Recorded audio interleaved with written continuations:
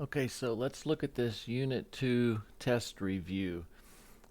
And I want to be clear, this does not cover everything in these indicators 5 through 8. It's just a sampling, but it's a pretty good review. So if you want to really study in a comprehensive manner, you can go over your old quizzes is a good way to do that. Make sure you know how to do all the kinds of problems on those quizzes and look through the notes on Canvas as well, old homeworks as well. Okay, so let's just look at this. We'll work through most of these. Some of them we'll do pretty quickly. I don't want it to be a long video. So first one says find the slope through the 2 points. So we know the slope formula, the difference in the y's divided by the difference in the x's. And we could label these, we'll call this one y sub 1, x sub 1, this would be y sub 2, x sub 2. So let's just plug into the formula. Okay, so y sub 2 is 3 minus y sub 1, which is negative 9. Okay, and that is over x sub 2, which is negative 12, minus x sub 1 is 7. Okay, 3 minus negative 9 over negative 12 minus 7. So that's 3 plus 9, right? So that's 12. Negative 12 minus 7, that's negative 19.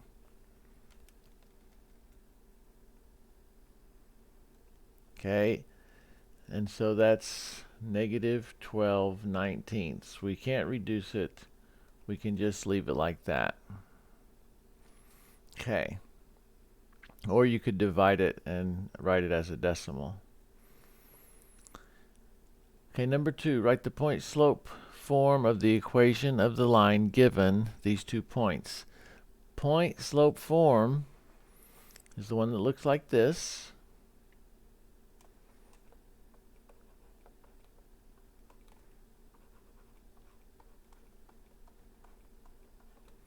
Okay, there's 3 things to plug in. The slope, which is this, and the x-coordinate of a point on the line, and the y-coordinate of the same point. We put those things in, and we've got it. So we have to calculate that slope from those 2 points using the slope formula. Okay, so we'll call this x sub 1, y sub 1, x sub 2, y sub 2. Writing this down under the coordinates is a useful way to just avoid mistakes.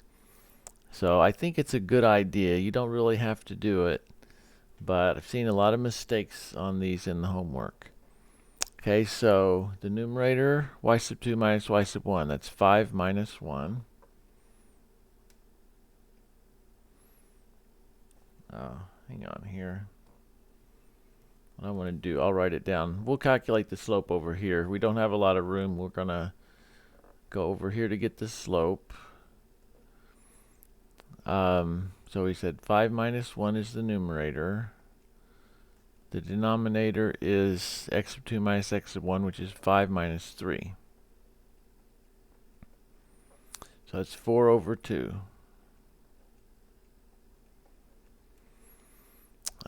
And that calculates out to 2. So now we just plug everything in. And they want this in point slope form, notice. So this is going to be easy. We're happy when they give us the points and say put it in point slope form, because all we do is plug these numbers in and then we stop. That is point slope form. So we have y minus the y-coordinate of a point. We will use this point, okay, x sub 1, y sub 1. So y sub 1 is 1. It equals the slope 2 times x minus x sub 1. And x sub 1 is, of course, 3, right here.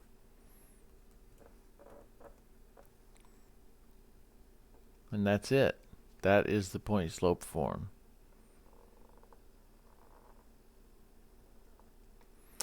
Okay, let's look at number 3. Does the following equation have a positive slope? Does it have a positive y-intercept? We did this one in class as board work. Let's just crank through it again. So this one's in standard form. And by the way, you can pause the video and work these out yourself. Is a good thing to do if you're going through this worksheet for this first time. If you've already done them, then that's fine too. You can just check your answers and make corrections as you go.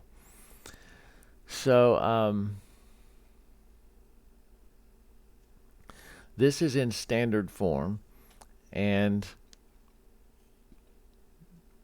there are some tricks to just look at the coefficients of x and y and the constant and figure out the answer to this question. But we don't know those tricks. We don't really care about those tricks.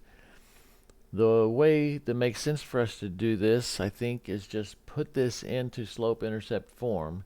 Then we will know the slope, so we will know if it's positive. And we'll know the y-intercept, so we'll know if it's positive. So let's just do that. Put it in slope-intercept form. That means solving for y, getting y by itself. So the first thing we will do, we can do it right underneath. Subtract 2x from both sides.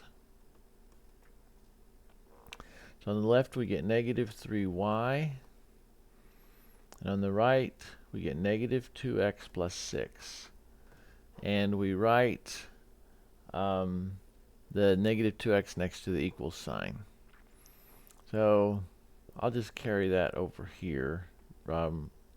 Rewrite what I have and be very careful not to make a transcription error. Very common source of errors, just rewriting it and write something wrong.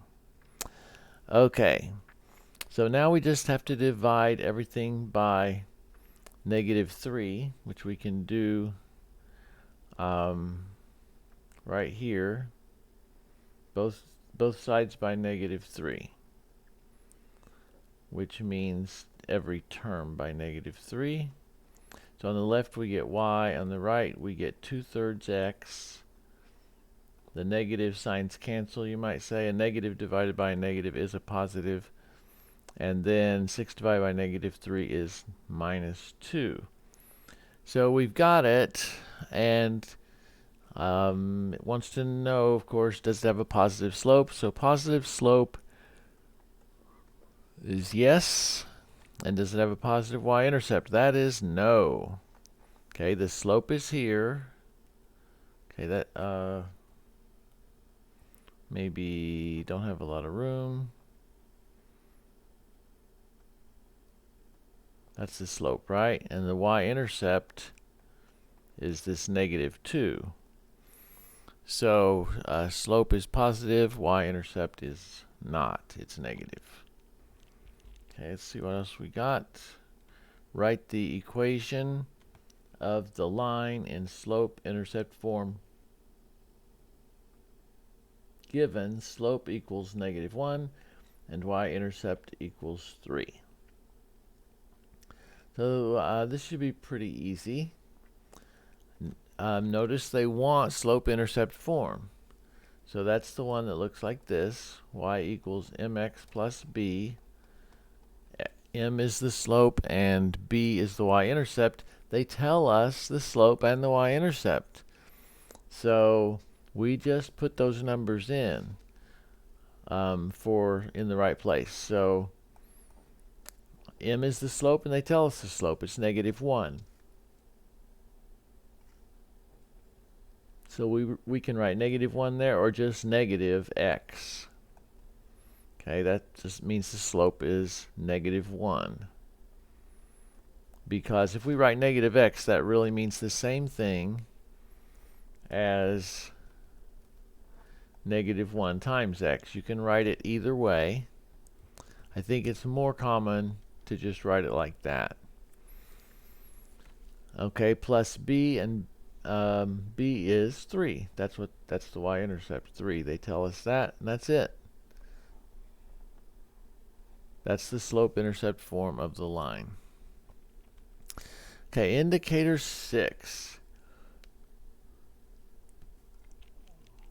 Write an equation that shows the relationship between x and y.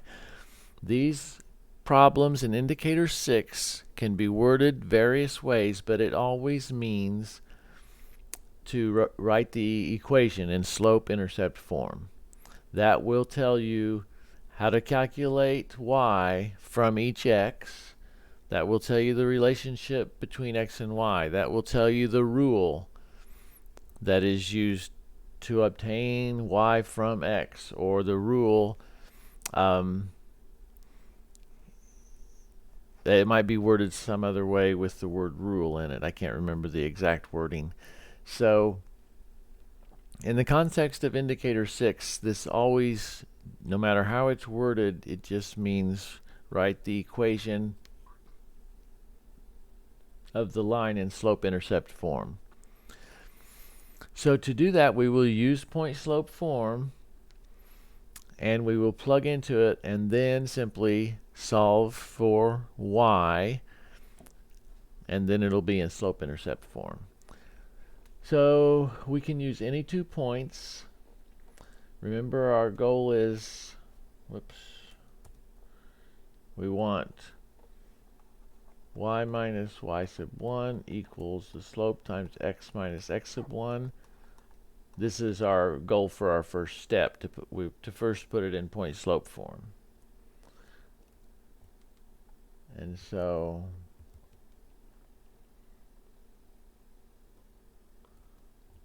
there we go. We want it to x sub 1. Yeah, there we go. So we need the slope, of course, and we use 2 points to get the slope.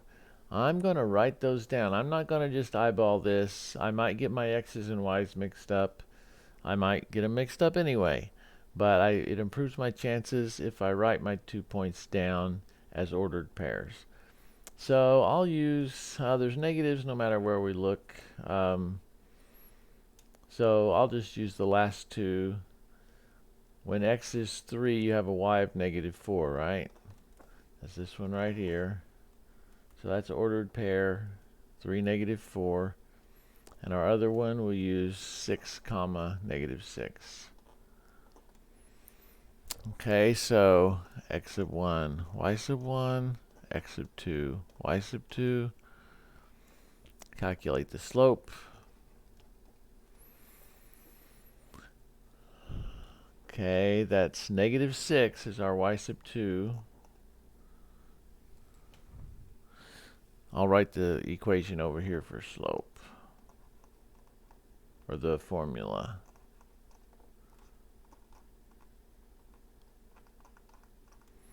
Okay, our y sub 2 is negative 6 minus negative 4. They're killing us with these negatives. I'm double checking myself here. Negative 6 minus negative 4, okay? That's our numerator. Denominator is 6 minus 3. Okay, so that's negative 6 plus 4 over 6 minus 3, which is negative 2 over 3, negative 2/3. So that's our slope.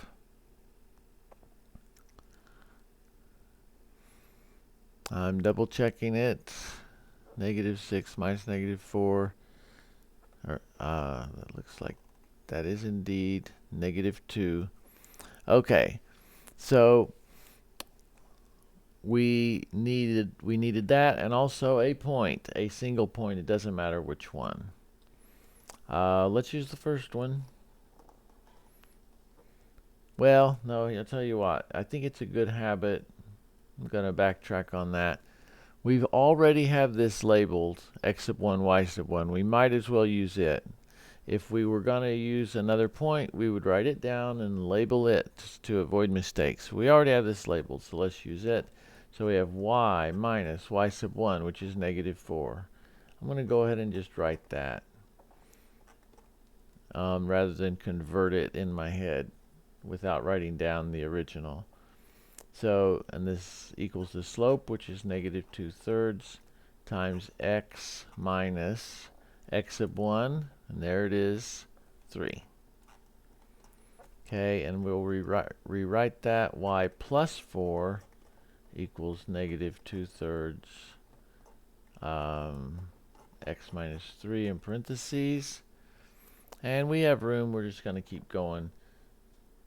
Let's distribute.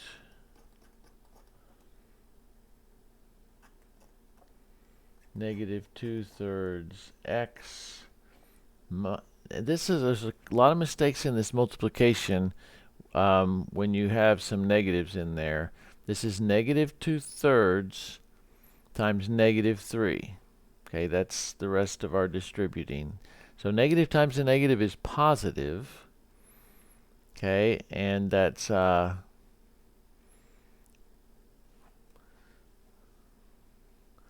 negative 2 times, I'm going to do it over here to the side, sorry.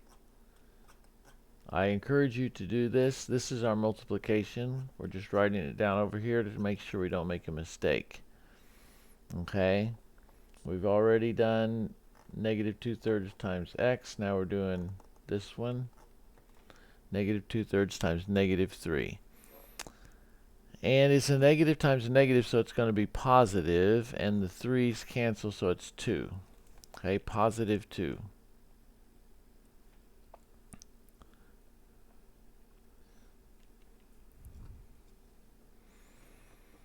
Okay.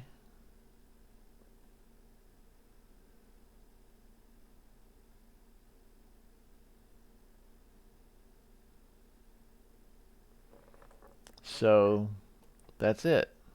Oh, I mean, that's the distributing. We still need to subtract 4 from both sides to get y by itself. So that's y equals negative 2/3 x minus 2. Okay, well, we went down into the space for the next problem. We're supposed to graph each of these. This would be easier with graph paper, but let's just do this. We can do this pretty small here. It'll be big enough.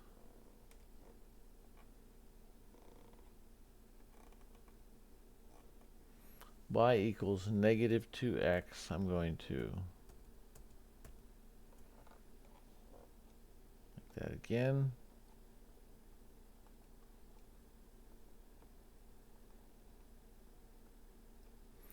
So slope, this is in slope-intercept form. Even though there's no intercept that's given, that means the intercept is 0, right? They're easy to graph when they're in slope-intercept form. Intercept is 0, so we have a point right there. Then the slope is negative 2, okay? Because that's what's multiplied by x, negative 2, so that's the slope. So we do rise over run. Down 2, that's negative, so the run should be positive, right? Okay, either the rise or the run will be negative. You can write it down as negative, but not both. It has to be exactly one of the two negative, either the rise or the run. So that's the way we'll do it. So negative 2 is our negative rise, and then over 1 to the positive direction is our run. And that's what we get. And draw the line. That's pretty crooked. That's a little better. Okay. All right, we'll have to move over here for this one. Graph the equation. Well, let's put it in slope-intercept form so we can graph it. Okay, so it's in standard form now. Slope-intercept form just means to solve for y, okay? So I'm going to write this over here, subtract 5x from both sides, but then we'll actually write what we get over here. And what we get is the left only has negative 4y now. The right, we'll write that negative 5x that we're subtracting right next to the equal sign. Then we'll go ahead and write the negative 8 minus 8. So divide both sides by negative 4, right? And we'll do that here. Each term. So when you divide both sides by it, you're really dividing each term. So we have, write it over here, y equals 5/4 x, and it's negative divided by negative is positive, positive 8. Okay. So we just want to graph it now. Oh, I messed up the slope. Sorry about that.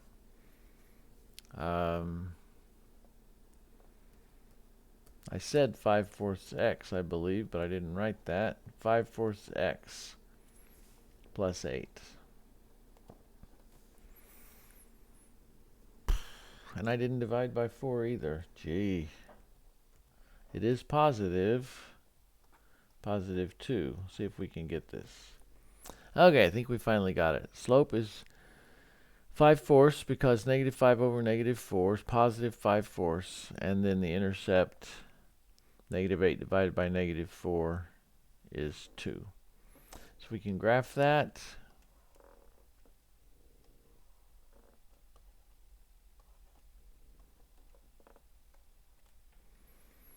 We will go up 2.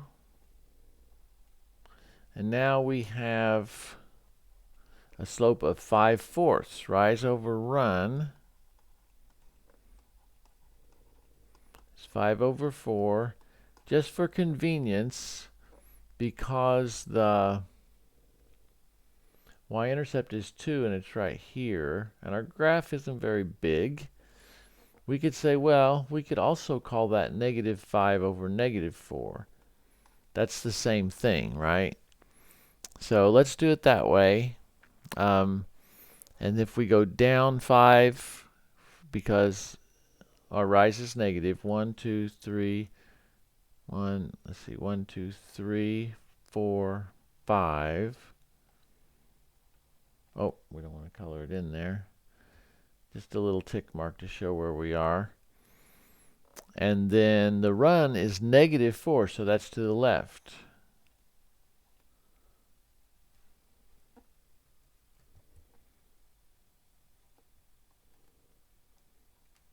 Okay, so down 5, 1, 2, 3, 1, 2, 3, 4, 5, over 4, 1, 2, 3, 4, right there. Okay, so we should notice the slope did turn out to be positive, right? It goes up from left to right, so it has positive slope just like it's supposed to. That's good. And what we did was completely valid. 5/4 can be written as negative 5/4, so then the rise over run is negative 5 over negative 4. Okay, so next we have this inequality to graph. Now it's already in slope-intercept form, so that's going to make it easier. Let's see. Move that over a little bit. Just make it a little smaller.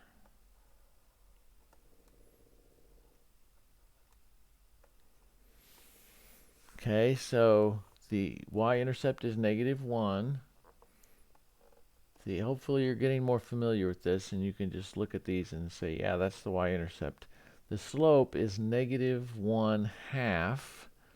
So rise over run is -1/2. So down 1, and then over 2 in the positive direction. Down 1/2 is right there. Okay, that's our negative slope. I didn't put the first point in, sorry. That's the first point, our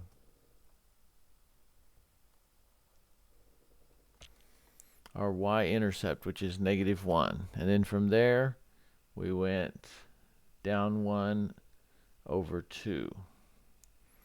And we want this to be a negative slope, and it is, because it goes down as we go from left to right. So that's a good sign, because when we look at this, it's negative. So our slope has to be negative.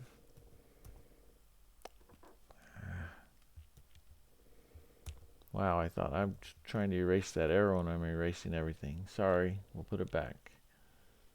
Okay. So, backtrack a little bit here.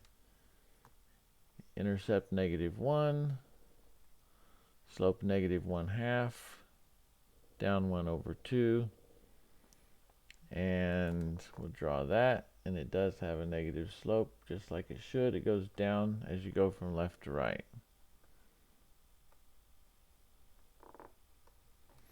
Okay. Well, the last one, they saved a really easy one. Actually, there's another one on the next page. The last one on this page is, this is easy if you know how to do it, so please just know how to do it. Very well could be one like this on the test, probably will be. It tells you the x-intercept and the y-intercept, and sometimes you guys are getting these mixed up. The x-intercept is just the place on the x-axis where the line crosses. So just remember that x-intercept is on the x-axis, and of course this is the x-axis, right? This is the y-axis. So x-intercept is 2. You go on the x-axis and go to 2. That's the x-intercept. Y-intercept is -4. Go on the y-axis and go -4. That's that one. So they say graph each equation. This isn't really an equation, but it's something for us to graph. The line that has those intercepts. Okay, 2 and -4. So just be careful on these. There's no reason to get crossed up on this type of problem. Okay, should be an easy problem for you guys if you just remember. Okay, so I think that's it for this page, and then there's another page that doesn't have as many. Okay, so let's bring it up and save this first. And now we will open, let's see, review page 2. There it is. It only has a few problems.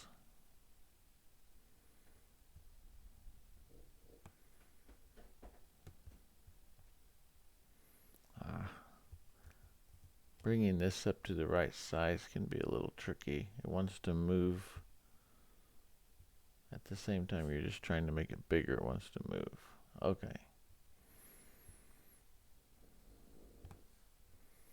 So, we got one more to graph. This number 12 is just the continuation of the last set of problems. So, it looks like it may go with what we're doing for indicator 8, but it doesn't. So let's graph this. Let's do it with the shortcut. Well, we also want to do the brute force method. So let's use do the brute force one first. So brute force means we just plug in x's, but we're going to do it with this table that allows us to show the intermediate values. And if you don't understand this, or you didn't see it on board work, when you put in a number for x and you calculate what this all comes out to, and you get y, you're doing that in a series of steps. The first thing you're doing is taking the x minus 1, right? That's inside the absolute value bars. You can't do anything with absolute value of x itself. That's meaningless. You have to take x minus 1. Then you take the absolute value. Okay, that's just the order of operations. Before you do the function, the absolute value function, you do the subtraction inside. So the first intermediate value we're going to get is x minus 1. So we just write it down like that. Okay, and then the next thing we do after we calculate x minus 1, then we calculate the absolute value of x minus 1. So that's our next one. We will write it down. A lot of times you may just do this all in your head. That's fine, but this is a way to help avoid errors and make sure you're doing it right. So after you calculate the absolute value of x minus 1, what do you do next? You subtract 3, right? And that is y. When we get there, we're done. So I'm going to write y equals absolute value of x minus 1 minus 3. And we could go straight to that. We could just look at this and say, okay, if x is 1, for example, then x minus 1 minus 1 is 0, and absolute value is 1, then minus 3, negative 3. And then you could just write down the final thing you got, negative 3. But this is a handy method to make sure you don't make mistakes, or to try to make sure. So next thing, we have to pick out what points to put in, what values to put in for x. So easy way to do that, look inside that absolute value bars and see what value of x would make that expression that's inside 0. Okay, what value of x would make that come out to 0? And obviously it's 1. 1 minus 1 would be 0. So make that the middle point, and we're going to be a little lazy here, and we're just going to pick one value that's less than that, which is 0, and one bigger, which is 2. We're just going to do this for three values of x. Okay, so we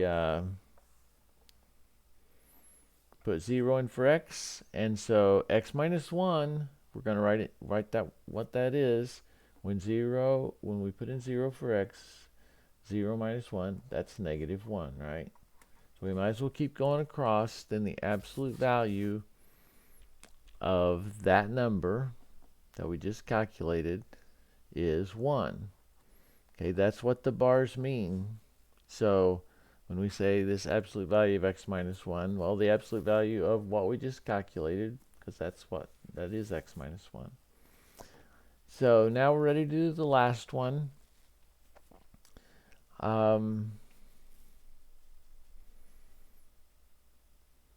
So all we do now is take what we just got, the absolute value of x minus 1, when x is 0, and then that's it right there, right? That's what we just got. And then we subtract 3 from it. And that gives us y. Okay? So what we just got was 1. So this absolute value thing is 1. Minus 3. 1 minus 3, that's negative 2. Okay, and if you have trouble with that, write it down over here. Just write down the arithmetic. 1 minus 3. Oh, okay, I see. Now that I've written it down, 3 is the larger number, and we're subtracting that. So 1, take away 3 from 1, you're going to get a negative number. Yeah, it's negative 2. Okay, you can write that down and hopefully get it right. So we put 1 in. When we put 1 in for x, then it's 1 minus 1, and that's 0. We hope it's 0. That's why we picked 1. Remember, we want that to be 0. So it is, and the absolute value of that we just got, which is 0, absolute value of 0, 0. Now we subtract 3 from it. Okay, so almost done. We put in a 2. 2 minus 1 is, guess what? 1. Absolute value of that, absolute value of 1, well, that's 1, 2. Plug it into this. 1 minus 1. Oh, what did I do wrong here? 2 minus 1. No. No, we're good. Absolute value, I was redoing this for some reason. So what we just got was the absolute value of x minus 1. That's 1. And now we take 1 minus 3. So 1 minus 3 is negative 2. So now we're going to graph it.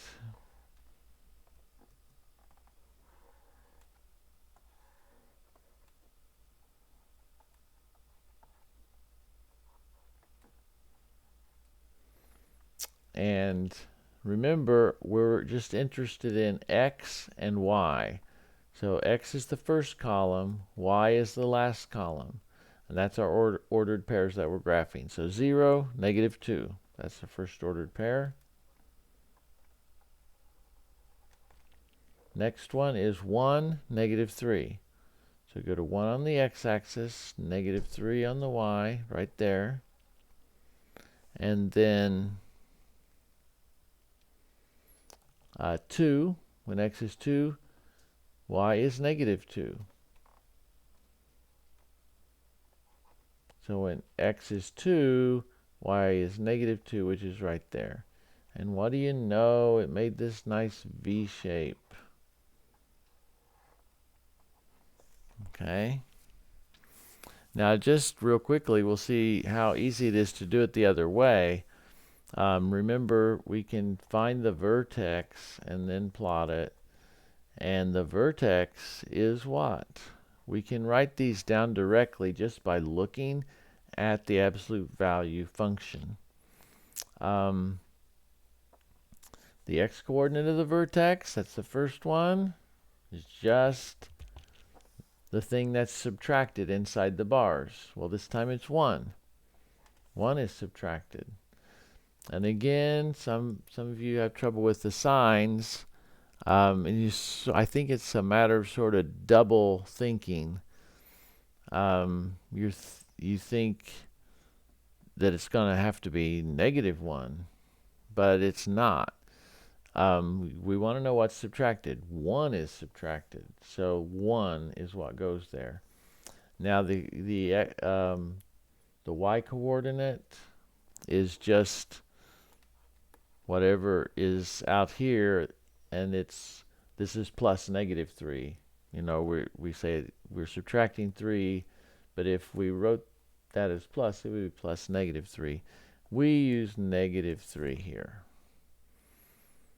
Okay, so that's our vertex, 1, negative 3, and we go to 1 and negative 3, and that is it. So we get the same thing, which is good. We were expecting to. Okay, so the last one is just one of these problems. Determine the relationship, if any, exists in the data, and then write an equation in slope-intercept form for the trend line. And we've done a lot of these lately. So I'll just crank this out real quick. We say determine the relationship, if any. So in this indicator, in this context, we're wanting us to tell, is it a linear correlation, or is it no correlation, or is it non-linear? So this is linear, right? So and also it's positive. For linear, if there is a correlation, we need to tell positive or negative, and linear or non-linear. So we will say positive linear. Yeah.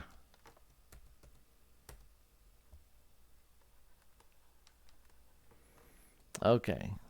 So then we're supposed to write an equation in slope-intercept form for the trend line. So we need points. These two are right on it. They were nice to us and picked those, pretty much picked those for us. Since they are right on the line and none of the others are, we have to use points that are on the line. Okay, so here we go.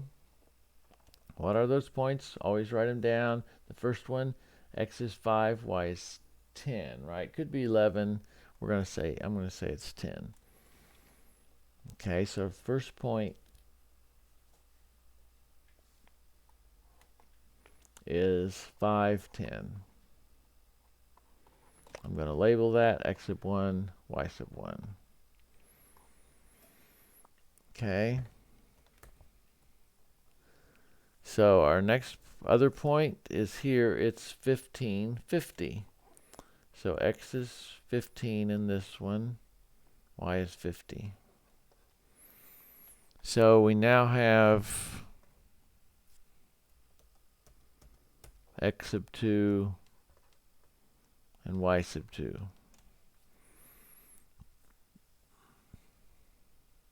So let's find the slope. 50 minus 10 over 15 minus 5. That's 40 over 10. Well, that one came out nice. We can punch that in the calculator. And that's just 4, right? Okay. So the slope is 4.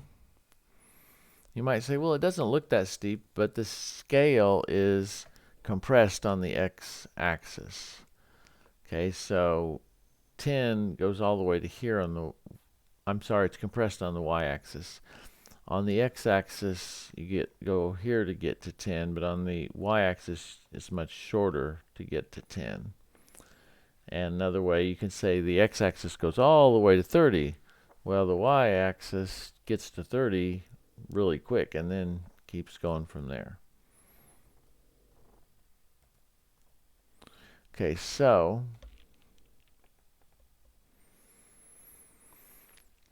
we have our slope. We just put it in the slope, in the point slope form. Y minus y sub 1. We have to use one of these points, either one. Okay, so let's use that one. And it's already labeled x sub 1, y sub 1. That's good. So y minus 10 equals the slope, which is 4, times x minus 5. Okay, so make sure we stayed with the same point. We didn't switch them around or something. Looks good. Distribute. Okay, 4x minus 20. Add 10 to both sides. And that's y equals 4x, and negative 20 plus 10 is negative 10. Okay, so that's our equation, slope-intercept form. I think we did them all now. Hopefully I didn't make any mistakes. If I did, you guys can figure out what I did wrong, I think. Or you may have noticed it as soon as you heard it. So that's a review. Again, there are several other kinds of problems. This definitely did not cover everything. So you can look at the quizzes, also the notes on Canvas, and so on.